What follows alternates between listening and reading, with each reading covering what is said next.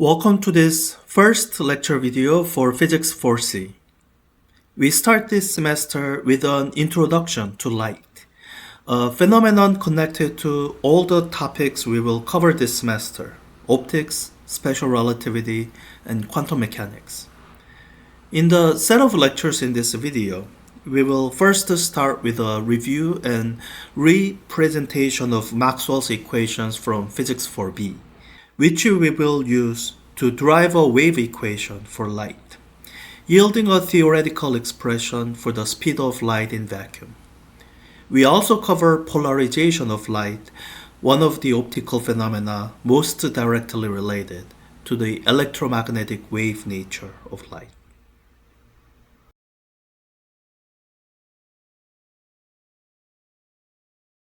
As you are going through Physics 4B, at some point you should have seen these four equations all together, and somebody should have told you we call these Maxwell's equations. I want you to start from here because this is the fundamental basis for what we'll be spending a lot of time in, light. So people have been dealing with the light way longer than we have actually understood what it is. And that's why I want to start from the sort of the basic nature of light and sort of use that at least as a starting point. So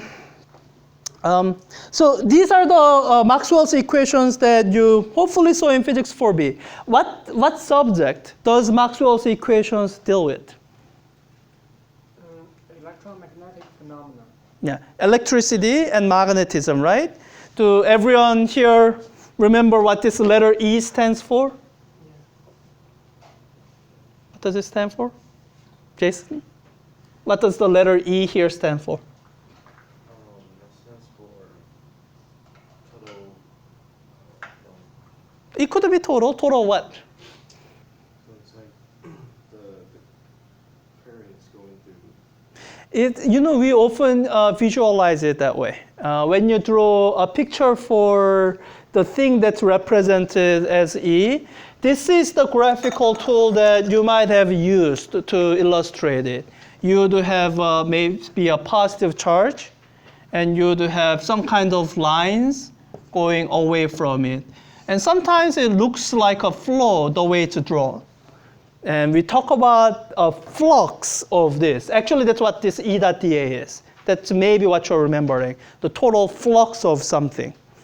But what I'm asking is not the rest of this flux thing. I'm asking about what this E stands for, just the E.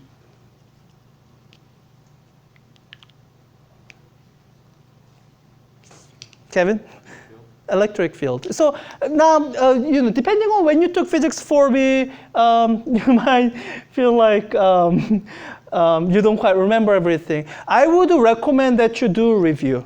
As we progress through the semester, you will see better how much the stuff that we covered in previous class matters, how much it doesn't matter. What we are going over today right now, it actually doesn't matter all that much for the rest of optics. So, if you don't remember that E stands for electric field, it's probably fine. I wish you would remember, but it's probably not that bad. Anybody, what does B stand for? Magnetic has no B in it. M-A-G-N-E-T. Sorry, I'm just kidding. Yeah, B does stand for magnetic field. Who knows why it's B? So Maxwell's equations, it's an equation that tells you how electric fields behave and magnetic fields behave. And I am actually better justified to write down what I am now going to write down than I was at the end of Physics 4B, because everyone here should have taken Math 3C, right? So if you have taken Math 3C, then you may not understand where this is coming from, but you will at least know all the mathematical notations I'm using. What does this set of symbols stand for? Divergence? Divergence? Yes? Everyone here are familiar with divergence. Yes. Or what does this symbol here stand for? What is the name for this? Gradient operator, right? Yeah, you covered all this in Math 3C. By the way, here's a bit of if this is starting to freak you out, this class doesn't actually require Math 3C all that much. Multivariable stuff, actually Physics 4B needs Math 3C more than Physics 4B needs Math 3C more than Physics 4C needs Math 3C. Don't ask me why. So, but hopefully, so when I write down these expressions, you might not know what every symbol stands for. You might not know what any of this means, but at least you are familiar with the symbols. At least, like, if somebody asks you to sort of expand this out into expression, so what is this particular operation called? Someone other than Gauger. Curl, yeah. So you have seen that in Math 3C. So now that you have taken it, you know what curl means. So the reason I'm writing down mu naught J plus mu naught epsilon naught time derivative of E. So this is also Maxwell's equations. When you compare these equations that I just wrote down with the equations that you have seen, depending on your instructor, in your past Physics 4B class, you see there are some similarities, right? In fact, I tried to, oh wait, I swapped the order. Like you see one expression that deals with the electric field, and this rho. When you see rho in a physics class, so this is Greek letter rho. When you see Greek letter rho in a physics class, what does it typically stand for? Yeah, density. So what this stands for is charge density. So in the other version of Maxwell's equations you have seen electric field being related to charge. This is telling you how electric field relates to charge density. And they both have the same symbols, epsilon naught here, epsilon naught there, right? And I have an equation somehow dealing with the magnetic field. There's one dealing with the magnetic field, and both of them have 0 on the right-hand side for some reason. Sorry, these two are swapped as presented there. So this is the one that deals with the magnetic field. And so as you compare them, hopefully you see some similarities. I have this constant mu naught. If you don't remember its name, it's fine. It's called permeability or magnetic constant. I have mu naught here, mu naught there. I prefer writing it in this order. Mu naught, epsilon naught mu naught, that's the same thing. So as if you take 5 minutes, 10 minutes to stare at these equations, hopefully you get a vague sense that these are somehow related to these. They are not entirely separate, different. Anybody here know how these two are actually related to each other? Like, so if you wanted to, getting this from that is a lot harder. That's why I like this better. If you wanted to start from this set of expressions and end with the expression you see in your textbook, how would you do it? Use the calculus law. Okay, which calculus law? Calculus law and the Gauss theorem. Yeah, you integrate. Yeah. So what you do is here, you do triple integral. You do a volume integral. Same here. And there's some kind of theorem, Gauss's theorem. I think that's the name. I can never remember these names. Here, you do double integral over some surface. Wait, is that right? Yeah, you do. Yeah, integral over a surface that these are poking through. Yeah, you do double integral, and is it called the Green's theorem or Stokes theorem? Green's theorem is the two-dimensional version of Stokes theorem. Okay, so then it will be Green's theorem then. Yeah, so you use Green's theorem to reduce this down to a one-dimensional line integral. When you have done that, this is what you get. And the right-hand side is simple, just simply doing the integral. So they are both Maxwell's equations. This is the differential form of Maxwell's equations. This is the integral form. When you took physics 4b, you have dealt with the integral form for, well, all of physics 4b, because most people haven't taken multivariable calculus then. But I wanted to introduce this form because this is the form that's easier to use to explain where light comes from. So, I mean, as I started out with, people have studied the light longer than they have understood it. Like Galileo, one of the things he was famous for was being the guy who used the telescope to do a bunch of stuff. And all of that is dealing with the light. It's dealing with the optics. A lot of things that we are going to talk about in the next week and a half, they have been known since Renaissance times, maybe even longer ago. But we've only understood what light is in the, last century and a half, century and a half? Yeah, only last century and a half.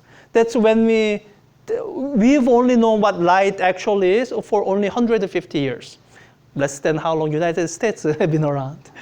So I want to show you mathematically that what we call light, you can show that this is what we call electromagnetic wave. It's a wave of electric fields and magnetic fields. And this is the way it's done. We get a differential equation called wave equation.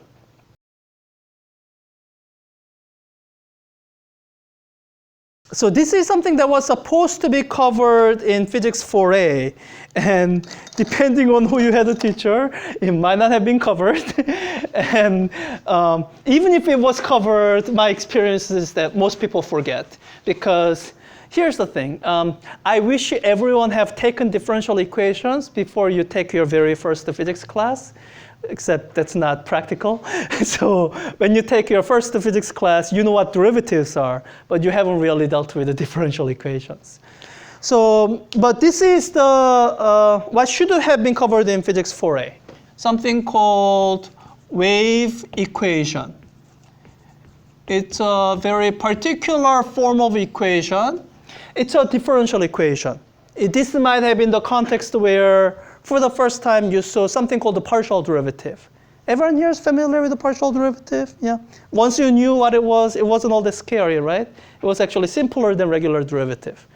So if you have a wave equation, let's say for a function of position and time, then the form of wave equation that you have seen in physics 4a would have looked like, you say, I take that function, take a double derivative with respect to position, then this is going to equal to some constant times the double derivative of the function with respect to time. And this constant actually takes a very particular form. It's written often as 1 over v squared, or 1 over c squared, depending on the person. Anybody remember why v? Like, what's the significance of choosing the symbol v for this position, or c for that matter? Like, does this v have a particular physical meaning as a quantity? Velocity of the wave? It's a velocity, yeah. This v is the wave velocity, or I don't know why I prefer wave speed, because it's a scalar I'm thinking of. Yeah, this is the wave speed. So how many here, so if you didn't remember this equation offhand, that's fine. Most people don't. How many here remember hearing about wave equation? Not a lot of you. Okay, that's fine. How many here, okay, I guess if How many here remember hearing about the phrase wave speed, either in connection with the wave equation or without the connection with the, like speed of a wave? You ever heard that? Sorry, some people I don't remember. Sorry, Dimitri, I'm going to be picking on you because your name I remember.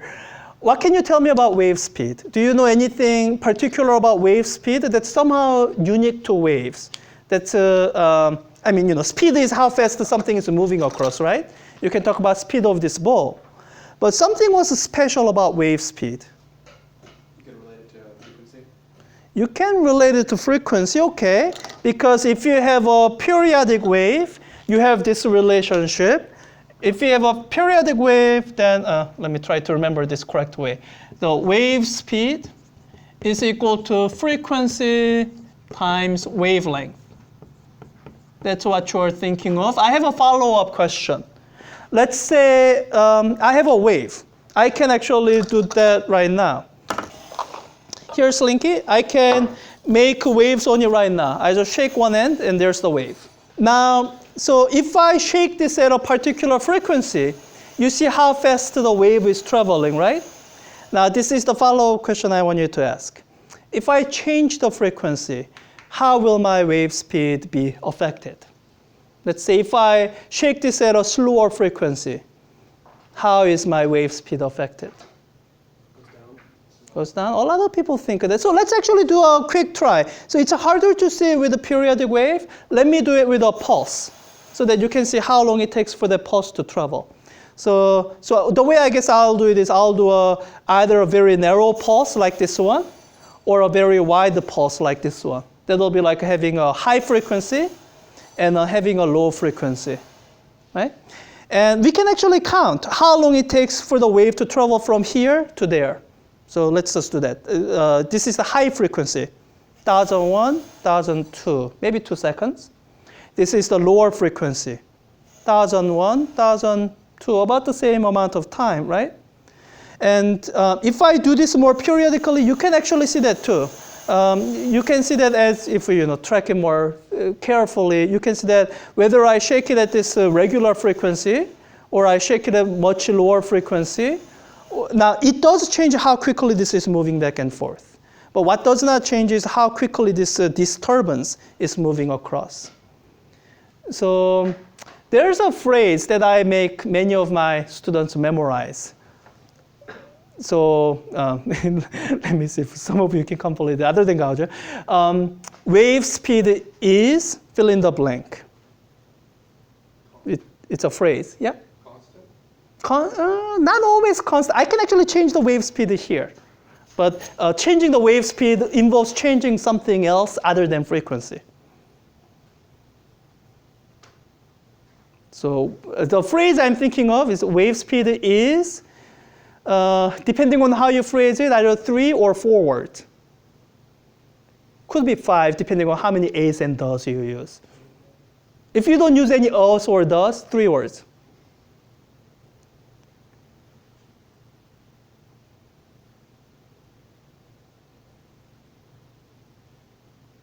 So wave speed doesn't depend on the frequency or wavelength. What does it depend on?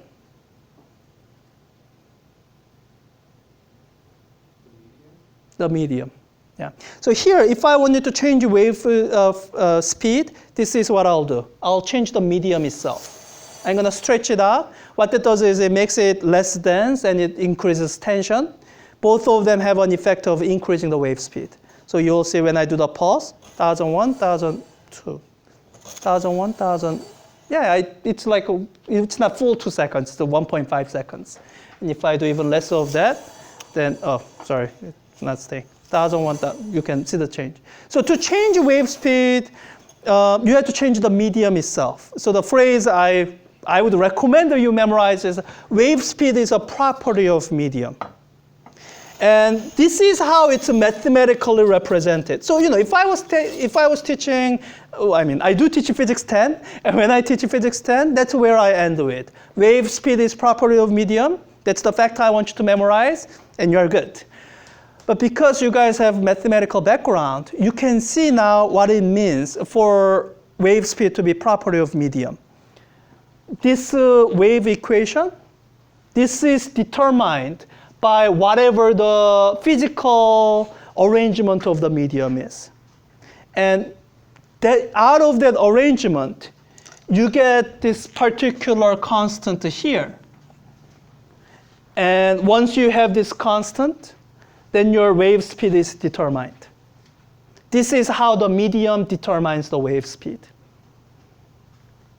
And I think if you took physics 4A with me, at some point as we were covering waves, I should have told you guys that the most important thing we cover in physics 4A is waves. That's the single topic you will see in all three physics classes, physics 4A, 4B, 4C.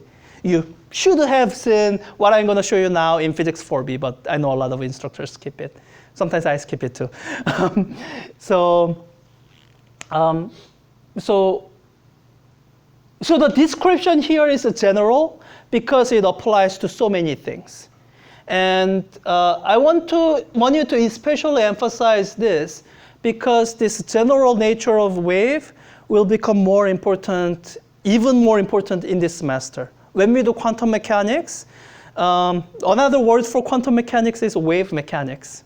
It's one of the formulations of quantum mechanics. And the kind of wave that's making up the waves in quantum mechanics, it's not any kind of wave you can even visualize because we don't have a proper image for that. Chemists try, and they do a good job, but it's more of a diagram than actual reality of the nature. So what I want to show is that sort of a more abstract mathematical approach of something we could say in a simple phrase. Wave speed is property of medium. If you simply say that, that will be correct. There's nothing wrong with saying wave speed is property of medium. That's right. But what we can do more is we can actually show mathematically how is it a property of medium.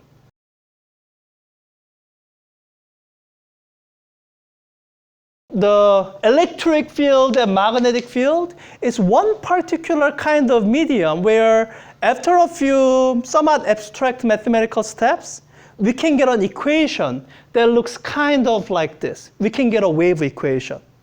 And once we do that, we'll see a constant that fits into this space. And once we see that constant, then we will be able to see what is the speed of electromagnetic wave. So it's been about a month since I last did this, so I don't know how long it'll take. I'll try to go through quickly without leaving too many people behind. So I have to make some simplifications because all these are not nasty, sophisticated multivariable calculus expression. And do you guys remember triple product? Method 3C covers triple product, right? Doesn't? You know what, that might be actually upper division content. Never mind. All I was going to say is I didn't want to do triple product. And since it doesn't sound like any of you know what triple product is, that's good, because I don't remember the formulas for triple product anyway. So what I'm going to do is I'm going to try to simplify these expressions so that eventually I am only dealing with a one-dimensional function. So, when I have these functions, in general, this is true.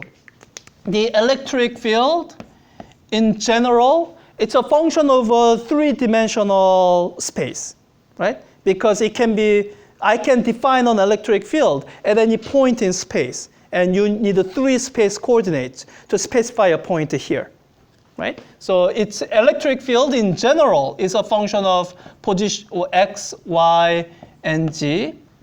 And in this particular case, apparently we are interested in electric field that's changing as a function of time. So this is also a function of time. So we are dealing with something that's changing a lot in a lot of different ways. So I just want to make this simple for myself. So I'm going to introduce two simplifications. This is actually more simplifications than what I did in physics 4B, but I just want to make it go a little bit faster. So let me first define my coordinate system so that we have some common reference point. Let's say this is my x direction, Let me define it this way. This is going to be my y direction. Then what direction should G come out in? Out of the board, right? Right-hand rule. Now, if you didn't remember that, that's another thing you don't really have to worry about in this class. The whole right-hand rule stuff, it was more for physics 4b. In physics 4c, we don't really do multivariable stuff, so if you don't remember it, not that big of a deal, although you should probably review it at some point. So this is our coordinate system. This is our right-handed coordinate system. And this is what I'm going to say. As I imagine changing the electric field, I'm just going to say, I'm really only interested in electric field, some kind of a disturbance that's moving in the x direction. So I'm going to make a choice that however I'm generating my electric field, as I go to different points along y, or go to different points along z, my electric field is not going to change. Okay? So I'm just going to limit myself to having my electric field only be a function of x and t. Okay? It's just a choice I'm making. And later on, at some point, I don't know if it'll be in this class, this amounts to saying that the waves that we are dealing with are plane waves. Because waves in general are complicated looking. They can be spherical waves. They can be going out in all directions. But here I'm going to say the way my wave looks is along a plane, it looks very boring. Nothing's changing. And as the wave moves, it looks like this plane is moving across. So I'm making this assumption that the wave I'm dealing with is plane wave. So using this assumption, let's try to simplify these expressions. Everyone has a rough sense of what this divergence is, right? Yes? Divergence, should I write it out? You know what, I should write it out. I think it's, once again, I don't want to lose too many people. And it's already complicated enough. So let me use red. I think that's the color I haven't used. So let me just write out this expression, just spelling out what divergence is. So spelling out what divergence is, it's a dot product. Dot product between the gradient to vector operator and the electric field vector. So when you take the dot product, remember the component definition of the dot product, you get, well, derivative with respect to x, product with the x component of electric field. It's not really a product, but kind of looks like a product, so I'm going to pretend it's a product.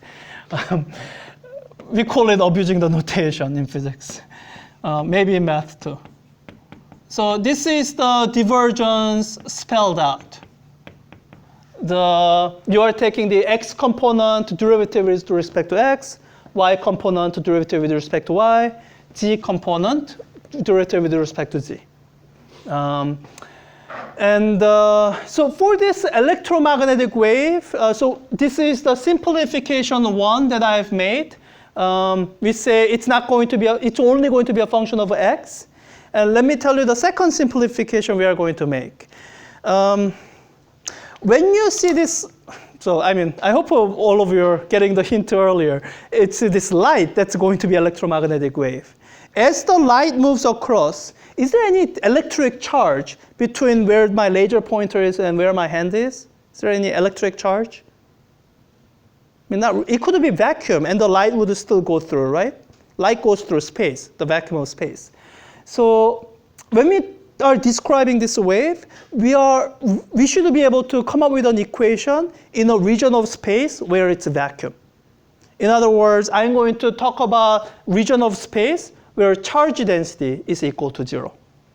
So the right-hand side, instead of being this, it's going to be 0. Because we are dealing with points in space that are in vacuum. No matter anywhere, so no charge density. Okay. So with this, so that's the second simplification. So with these two simplifications, the Gauss's law equation, it becomes this. So this is 0, because electric field doesn't depend on y. This is 0, because electric field doesn't depend on z. And wait, did I do something wrong? Well, I guess I should still write it down. X derivative of x component of electric field, that's also 0. Hey, is that right? I guess it must be. Right. Yeah. So I think what this is saying is that we don't have x component of electric field. Right? So, yeah. So, well, okay. So that's at least the derivative is 0. So what that means is if there's any x component of electric field, it'll be a constant field, which we don't really care about. I think that's right. So if we have any interesting electric field along this x-axis, it's got to point either in the y direction or it has to point in the z direction. Right? Because all we've said was that these components with respect to the variables that they are not supposed to depend on are 0. But what we haven't said yet is the derivative of y with respect to x, that may not be 0. And derivative of z component with respect to x also may not be 0. This hasn't been set yet by the equations we have written down. Good? Okay. Let's see. What am I trying to do? Oh, right. So I think that's some set of things that I needed to do to actually work through the interesting expression. So, so this is, or rather, how do I put it? So these are the actual interesting expressions I want to look at. Let me first write down the simplified version in vacuum. So in vacuum, this is how they look. Once again, in vacuum, this is the simplification number 2 that we made earlier. The current is going to be 0. I guess electric field and magnetic field still don't have to be 0 in vacuum. So in vacuum, these are going to look like curl of magnetic field is equal to μ₀ ε₀ time derivative of electric field, and curl of electric field is equal to minus the time derivative of the magnetic field. If you're trying to remember where this came from when you took physics 4B, this expression came from Ampere's law. In particular, it came from the very last piece you covered in physics 4B. It came from a portion of Ampere's law that's called the Maxwell term. It's Maxwell's term or Maxwell term. This last term is what Maxwell figured out must be there. And that is the reason we call this equation Maxwell equation. And this one came a little bit earlier in the semester. This comes directly from Faraday's law. This is just the differential form of Faraday's law that you should have seen in integral version. So this is the simplified version of these equations where we are saying current is 0 because you are in vacuum. And what my goal is I want to get to this expression here, something that looks like a wave equation. And this is my starting point. And the longer I stare at it, this expression can never really become that. Like, why am I saying that? Like, what am I looking at and saying, no matter whatever I do with this, just with this alone, I cannot get to that. Something is definitely missing. that no amount of writing out the components will do. What am I missing?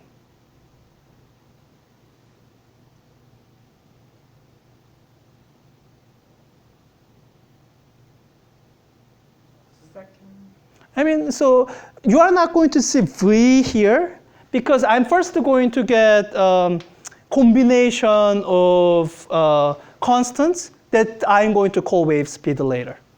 So the letter for constant doesn't matter. Gaoja, what were you saying about second? Second order derivative. Second order derivative. Here, you see second order time derivative, second order position derivative. Here, I only see first order derivative of time. And does everyone recognize this as the first order position derivative? Yes, that's what gradient operator does. Yeah, so I don't have enough order of derivatives. I need a second order, not first order. So what I'm going to do to get second order derivative is I'm going to stare at this thing for a while. And I think what I'm going to do is I'm going to take this expression, take the whole thing, and I'm going to take the curl of the entire expression. I can do that, right? I can, take whatever equation is, take curl of left-hand side, take the curl of right-hand side. They'll still be equal to each other. So after I've done that, it becomes, the left-hand side becomes something complicated. That's why I wanted this, so that I can simplify term by term later. Curl of electric field, I have to be careful. This is the order that you want to do that in, is equal to, is everyone okay with the curl and the time derivative swapping order? That's a valid mathematical operation? Think back to your multivariable calculus. If you have a partial derivative with respect to x and then partial derivative with respect to y, can you swap that order? Yeah, under some reasonable assumptions, right? In physics, we almost always assume anything that's reasonable is true. Mathematicians sometimes don't. So I'm going to swap that order, and I'm going to write it this way. Minus the time derivative, and then now the curl is inside the time derivative. So I have curl of magnetic field. When you look at the left-hand side, I mean, it's complicated, but you can kind of see we are closer to what we wanted. We have a first order position derivative. We have another position derivative. So somehow out of this, we are going to get second order position derivative. Right? But when you look at the right-hand side, we don't quite have that. We have position derivative and then time derivative. What's worse, this is magnetic field. This is electric field. And it's supposed to be the same thing. It's both F on the right and the left-hand side. But there's something on the board that helps you simplify this one more step so that it starts to look more similar to the wave equation. Javier? You use Ampere's law. And Yeah. you have the curl of the magnetic field and just replace it with Yeah, I have something I can just directly plug into here. So let me do that. Let me do that and write down the simplified version in black here. So when I combine these two, then the left-hand side, I'm just going to leave it as it is. It's a bit of a complicated expression that I'll deal with later, soon but later. Double curl of electric field is equal to minus. I'm going to pull out these two constants mu naught, epsilon naught. Let's see, I have this time derivative, and I'm going to have this time derivative. So I'm going to have double time derivative of electric field. This is now beginning to look much more closer to the form of wave equation. And actually, you know what, in the interest of time, let me skip the rest of the math. I will just tell you that if you wanted to work this out for yourself, it takes a long time, that's why I'm gonna skip it. Let me just tell you what the answer will be. This left-hand side, this will simplify down so that it looks like minus double position derivative, double x derivative, not just any position but x, because derivative with respect to y and z go to 0. And this electric field, it'll be, at some point you have to make another simplifying assumption. Either assume it's pointing in y direction or pointing in z direction, but not x. So this will become your left-hand side, then minus cancels that minus, and you get something that will look like a wave equation. So this is the step that I'm going to be skipping, but even here you can begin to see the similarity, right? Yes? Yeah. So at this step, if we had to guess what combination of coefficients, combination of constants will fit as this wave speed v here, then what would you say that is? Just staring at these two expressions, comparing expression 1 with expression 2. So you make some connections. So what used to be a general function f here, that's going to be related to the function that actually represents electric field, right? Things like a time variable, position variable, they just match 1-to-1. So if we want to say the v here is equal to some combination of quantities here, what would you say that is?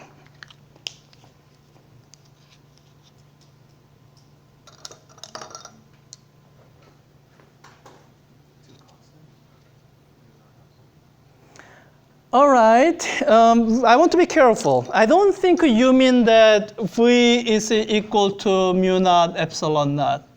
You don't mean that, right? Okay, so tell me what it is. Tell me the two quantities, two exact combination of quantities that are actually equal to each other. I mean, you don't have to do the algebra in your head. Just tell me the two quantities that are actually equal to each other. Kevin. Okay, but you are somehow wanting to associate v with μ₀ and ε₀, right? Because they are both constants. And so this is the intuition I want to nurture, that this particular block, based on where it is actually equal to this particular block, right? Once you see then the very first thing you should do, this is actually common in any physics problem solving. Once you see relationship between two things, don't focus on solving it to the very final answer. What you want to focus on instead is writing down the relationship. Here the relationship you want to write down is that this combination of quantities, μ₀, ε₀, is equal to this particular expression involving v. So I would say this is equal to 1 over v squared. Because when you try to jump to the final answer right away, most people don't make that big jump in one single bound. You have to first start out with this, and then once you have this, then the rest is actually easy algebra. You just solve this for v. What is v?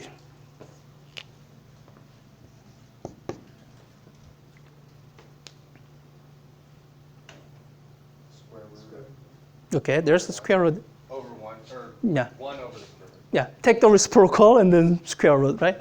So, or like square root of 1 over μ₀ ε₀.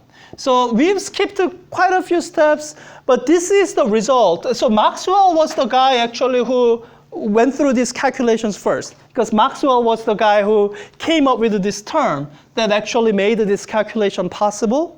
So when he's a theoretician. So when he went through this theoretical calculation, this is the expression he came to, suggesting the possibility of some kind of a wave. and and the speed of that wave would be determined by this. And at Maxwell's time, these were known constants. This is something called the permittivity of free space, or the, I guess, electric constant, as we call these days. This is the permeability of free space, or magnetic constant. They were both independently known from electric experiments and magnetic experiments. I think this textbook actually has their values in SI unit. So let me write them down so that I can actually do the calculation. All right, Wolfram alpha it is. So I think Wolfram alpha will actually understand what I mean by epsilon naught. They mean, yeah, electric constant. Let me use, okay, here it is. This is the basic SI unit. So epsilon naught is approximately 9 times 10 to the minus 12 farads per meter. It's okay if you don't remember what farads and meters are. What's important is that both the farad, unit of capacitance, and meter are the basic SI unit. It's not microfarad and it's not kilometer. The promise of SI unit is that as long as you stick to basic SI units, you will end up with a basic SI unit in the end. So, okay, so that's the electric constant. Let me look up μ₀. I have a feeling Wolfram alpha will actually understand what I mean by μ₀ when I just say μ₀. Magnetic constant, yeah, that's what I meant. Henry per meter, that sounds like SI unit. So the magnetic constant μ₀ is equal to 1.2, let me just do 1.3. 1.3 times 10 to minus 6 Henry per meter. Henry is unit of inductance. If you didn't remember that, once again, it's fine. As long as you recognize it as it's not millihenry. It's basic SI unit. So, I have these numbers, basic SI units that I can plug in. And the working out the unit, unless we go into what farad and Henry are, it's going to get complicated. What I'm just going to trust is that because I'm using SI unit, I'm just going to trust that my unit will come out to be meters per second. The basic SI unit of speed v. Yeah. If you don't trust, you can check it on your own time later. What I'm calculating is the square root of 1 over 9 times 10 to minus 12 times 1.3 times 10 to minus 6. And after you work out all the units, it's going to become meters per second.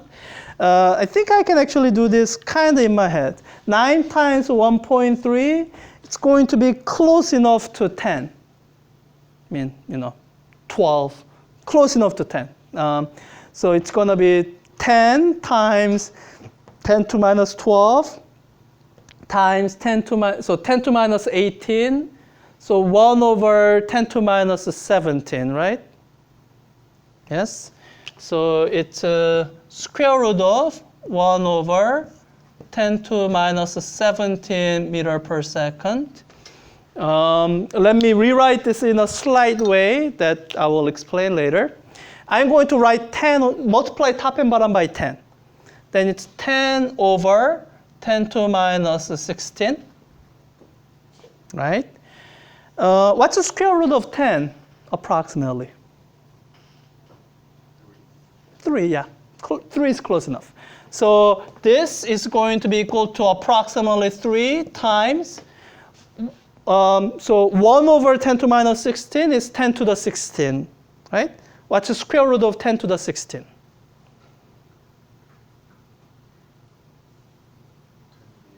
Yeah, 10 to the 8. 10 to the 8 meters per second. So this was the theoretically derived speed of electromagnetic wave. Do you know anything that moves that fast?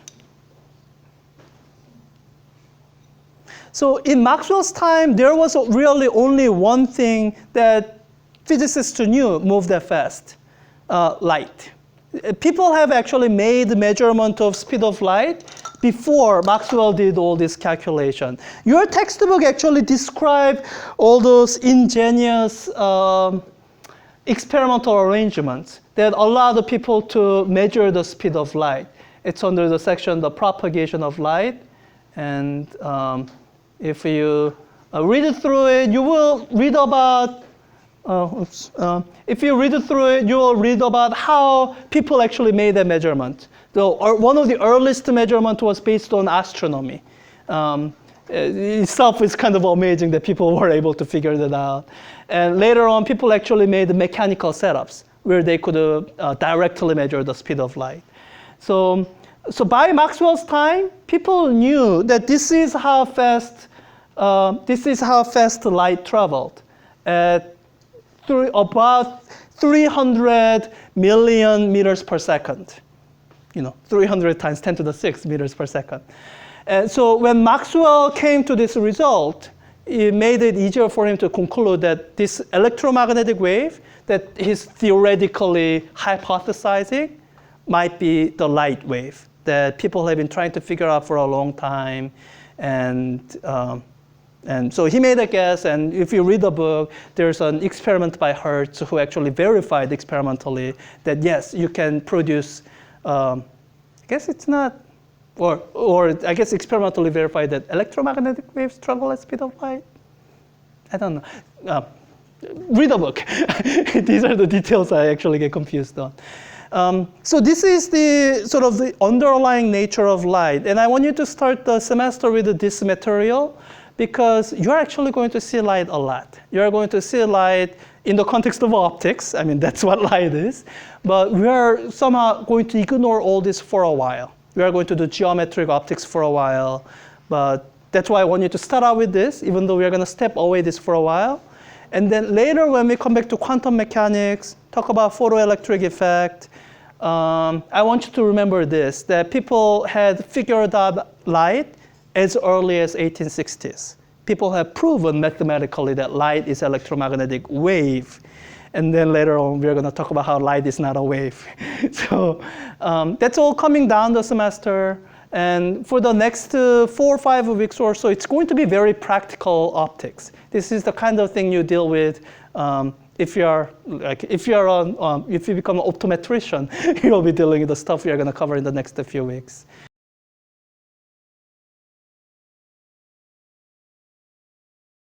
How many here know what I'm talking about if I talk about polarization of light? Some of you. How many here have ever had polarized sunglasses? Yeah. Anyone here know what they mean by polarized sunglasses? Like polarized in what way? It's like a filter of light. It's a filter. I don't have, sorry, I forgot to bring my polarized sunglasses. I do have these polarizing filters. This is what's on your polarizing sunglasses except higher quality. And when I put this in front of a light source, and it's this light source, nothing happens. It just makes the light dimmer. That's not very interesting. You get something so it's because the light coming from the projector is an unpolarized light. So when I put this polarizing filter in, right now you kind of take my word for it that it's polarized. But when you have 2 polarizing filters, I can actually show you what happens when a polarized light tries to go through a polarizing filter. As I turn this, the intensity changes. Depending on the orientation of the second one, either the transmitted intensity goes to 0, or it can go to something that I guess you could call maximum. Okay. So this is a sort of quickest introduction of polarized light. And how common do you think polarized light is? Very common or very uncommon? Very common. Where do you see it, other than what I just did? Sunlight is actually not polarized, not most of the time. Cameras have polarizing filters on them? Yeah. Yeah. So let me pass these around. So if you have a cell phone other than iPhone, or if you have a computer screen, try looking at it through this and turn it around. You will find that it changes intensity. Just, I don't know, try it or just pass it on.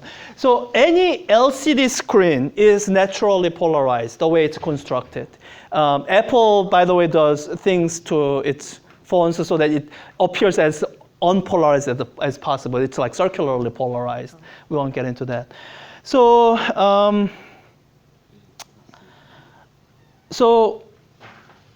why are your sunglasses like? Okay, so this is all neat, but like, why would you want some polarized sunglasses? Like, you know, that you can make the light dimmer and brighter by turning something. All right, that's interesting, but like, why bother making sunglasses polarized? For better contrast. Better contrast? Now, it does make contrast better in a very particular way. I don't know how well you can do it. Whoever has is the sun gonna go out? Whoever has the polarizing filter, can you point it, look outside the window, look for some spot where you see a lot of reflected light, and try turning that filter 90 degrees. Do you see something happening to the reflected light? What happens to reflected light as you turn it? You can see like all the windshields in the cars, like it gets a lot dimmer. Yeah, reflected light gets dimmer, right? It's because, so sunlight is not naturally polarized, but as it reflects, it can get polarized. So that's what I want you to go over in the next part. So everyone here has a visual image of what sort of polarized light looks like, or in some sort of abstract sense. So everyone here, we went over light is an electromagnetic wave, right? So this is the visual image I want you to have. Sort of imagine the location of each of these rings as representing electric field, direction and magnitude. So if I have a light that's polarized this way, then I could represent it with a wave that looks like, I could represent it with a wave that looks like this, you know, electric field that's oscillating up and down. So this would be vertically polarized light, and the other polarization that's orthogonal to this I can get is this direction. So it would be like something that's polarized this way. So polarization is something you can get from any transverse wave, like this wave on a string. Everyone here remembers the phrase transverse wave? All that means is the displacement is perpendicular to the propagation direction.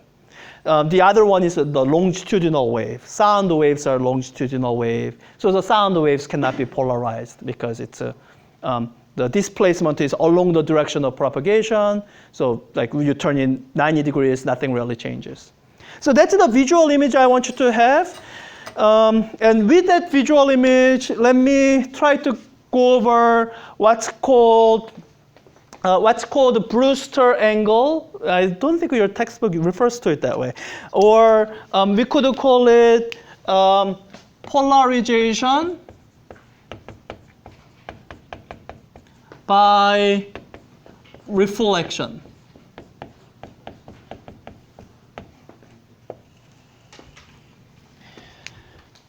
So this is the picture I want you to imagine.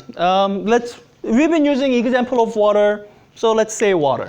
I have this very flat water surface, and let's say I have orange sunlight that's coming into this water. I have sunlight coming in.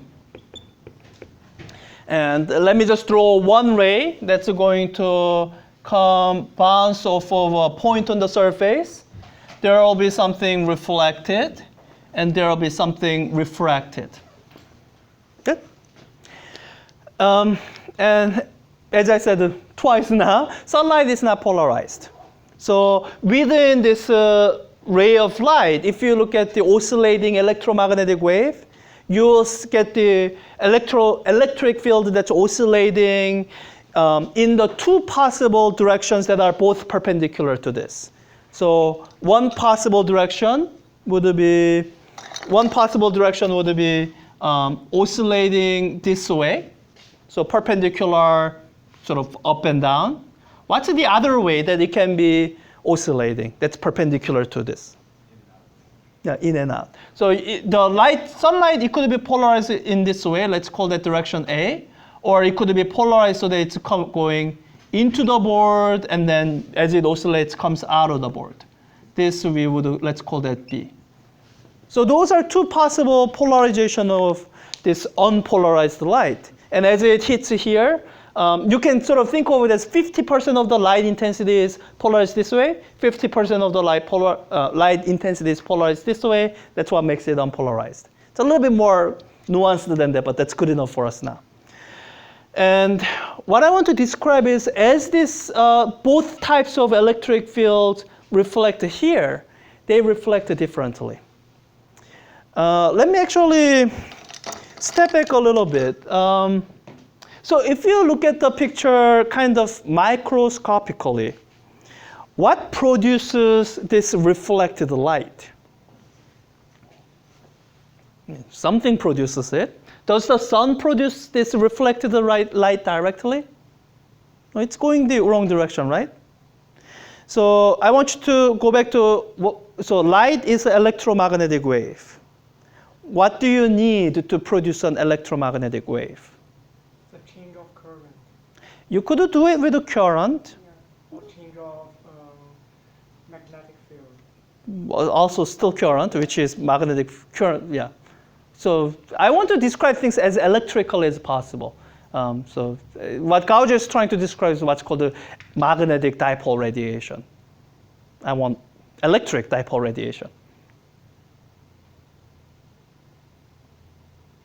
I guess we don't really cover this in 4B. So you could generate this, so this wave, this kind of polarization, you could imagine that being generated by a charge that's oscillating up and down this way. That'll produce this kind of the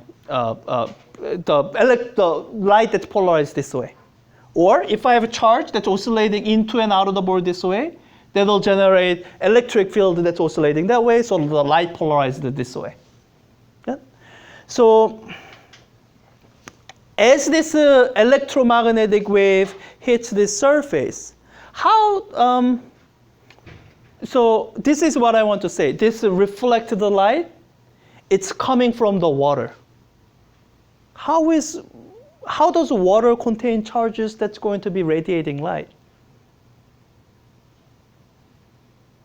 Does the water have any charge in it? Yes, it does. It's made up of protons and electrons. So there are electrons in water. So there are electric charges in water that interacted with this incoming light. So this light incident here, that's going to shake this charge up and down this way, or I guess a better picture right now is the charge that's charge that's here. When it interacts with the light that's polarized going in and out of the board, this charge is going to be shaking. It's going to be shaking in and out of the board. So that's going to produce light that's polarized this way. From this charge that's shaking into and out, there will be light polarized going out this way that's polarized that same way, into and out of the board. And I don't know if people remember this one particular feature of dipole radiation. When you have an electric charge and it's shaking up and down, there's one particular region where you don't get a lot of radiation. Do people remember that? Yeah, we don't really cover that. So I see I don't have a lot of time. So let me just point you to places where you can kind of experiment with this on your own. So there's a place called PHYS. How many here don't know phet.colorado.edu? So that's the website, phet.colorado.edu. They have a lot of physics simulations. The one particular simulation I want you to look at on your own time is there's a, here's this radiating charge. So what I was trying to kind of gesture with my charge is if I have this charge and if it's moving at some constant speed, nothing interesting will happen. So if it's, let's see, if it's linear, then it won't really generate any wave. To generate wave, you need to have it oscillating, like a sinusoidal. So as it oscillates in sinusoid, oscillates up and down, you see these waves being generated, right? There's one direction where you don't see any waves, though. This direction, right? You don't see any wave. And in an upper division electrodynamics class, you'd derive that mathematically and all that using Maxwell's equations. We're not going to do that. But I want you to just know that as a qualitative fact, that when you have a charge that's oscillating in one direction, then along this axis of oscillation, you won't get any radiation. So that's how these two polarizations interact differently. So the one that's polarized into and out of the board, as it bounces, well, as it's oscillating that way, there's no issue with the light being propagated this way. But for the other polarization, if you get this in just the right way, so that the light that has been refracted is going in a way so that this perpendicular direction, which is the direction that charges are oscillating, somehow lines up with this perfectly, then there will be no radiation that's going in this way that's polarized this way, because there's nothing that could be making charges shake that way. So that's the geometric arrangement. And the derivation of Brewster's angle, or the angle at which you get polarization, you work through this geometry. Your textbook does it, so I don't think I have to go through it in detail other than to just sketch it. So the way you would do it is you have this incident angle, theta 1. You have this outgoing angle, theta 2. You can relate this using Snell's law, right? And the condition you impose is, okay, I know this reflected angle of reflection, so I know what direction this is going. And this is the piece you need. You need to be able to say that somehow the angle between the reflected ray and the refracted ray is 90 degrees.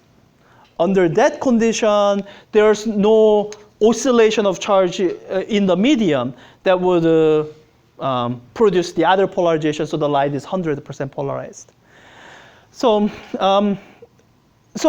as a matter of general useful effect is that when sunlight reflects at a glazing angle from a surface like that, more percent of the light is polarized horizontally.